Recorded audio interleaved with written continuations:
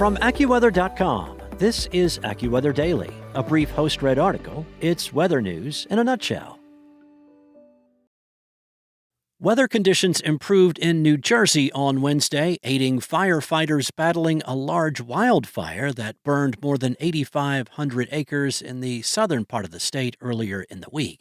That briefly shut down the Garden State Parkway and prompted evacuations for about 3,000 people. The fire started in the Greenwood Forest Wildlife Management area of Ocean County on Tuesday, and the cause is under investigation. A state of emergency was declared by Ocean County on Wednesday morning. No injuries have been reported, but several businesses in an industrial park in Lacey Township burned. Now, wildfires have been making headlines for the past 4 months. Out west, deadly infernos fanned by extreme winds swept through neighborhoods in Southern California, and the fire threat is expected to rise again there in the coming months as heat, drought, and the aftermath of destructive weather events set the stage for another busy wildfire season. AccuWeather long-range forecasters say between 7 and 9 million acres will burn across the U.S., near to above the historical average this year. Additionally, 60,000 to 75,000 fires are predicted to ignite, including 7,500 to 9,000 in California alone. Now, while the weather can be conducive to fire development, around 90% of all wildfires in the U.S. are caused by humans. That's according to the Western Fire Chiefs Association data. This includes fires sparked by power lines, discarded cigarettes, or small fires that become out of control. Fires that break out near populated areas can cause tremendous damage. AccuWeather estimates that the fires that broke out in Southern California earlier this year cost an estimated $250 billion to $275 billion in total damage and economic loss. AccuWeather senior meteorologist Brett Anderson said that the combination of rising temperatures, worsening droughts, and changing precipitation patterns continues to increase the risk of wildfires in America. More people are living and building in vulnerable areas, which is compounding the risk to lives and property.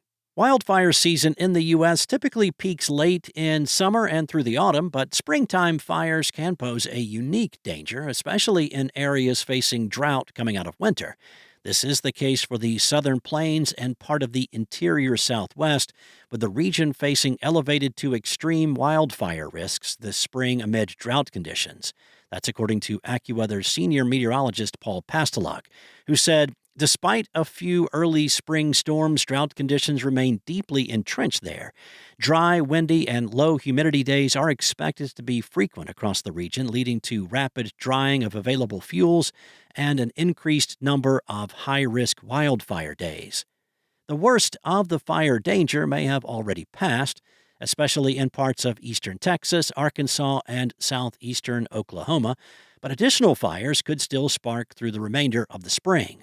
Abnormally dry conditions paired with warm weather could also boost the fire danger across the Gulf Coast states and along the eastern seaboard. Wildfires broke out in North Carolina in March, impacting some areas where Hurricane Helene had downed large swaths of forests. The sudden increase in dead trees following the powerful hurricane led to a dramatic increase in the fuel available for fires, which can contribute to an elevated fire danger for the region for months and potentially years. There is also a moderate risk of wildfires in the Midwest and northern plains, but Pastelok said that an uptick in precipitation in May should reduce the fire potential by late spring.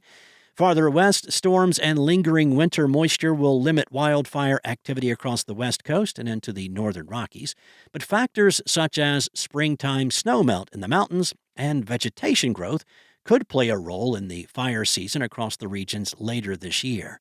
The shifting weather conditions from spring to summer will prime the environment for a surge in wildfire activity, especially across the Northwest and northern Rockies. The fast-building fire conditions are expected to focus on areas east of the Cascades through the northern Rockies. Lightning from moisture-starved thunderstorms could trigger fires in those areas, and the risk rises throughout the season as vegetation dries out amid the summertime heat and the sunshine. Thunderstorms will also be a double-edged sword across California, Arizona, Utah, Colorado, and New Mexico as the annual monsoon builds. Rain from the monsoon helps to lower the fire risk over time, but early in the season, when the landscape is dry, lightning from monsoon storms is more prone to sparking fires.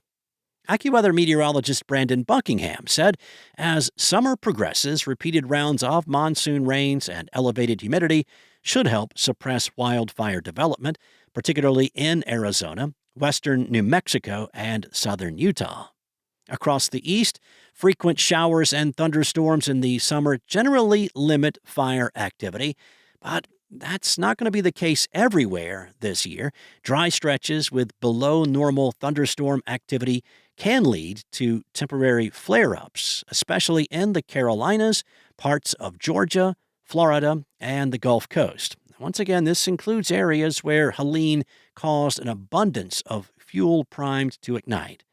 Downed trees from a late March ice storm could also temporarily raise the risk of fires in northern Michigan and northeastern Wisconsin later in the summer and into the autumn. That's all for now. You can find regional forecasts and science-based articles at AccuWeather.com. And for your local forecast at your fingertips, download the AccuWeather app. Enjoy the rest of your day, and I'll be back tomorrow with more from AccuWeather.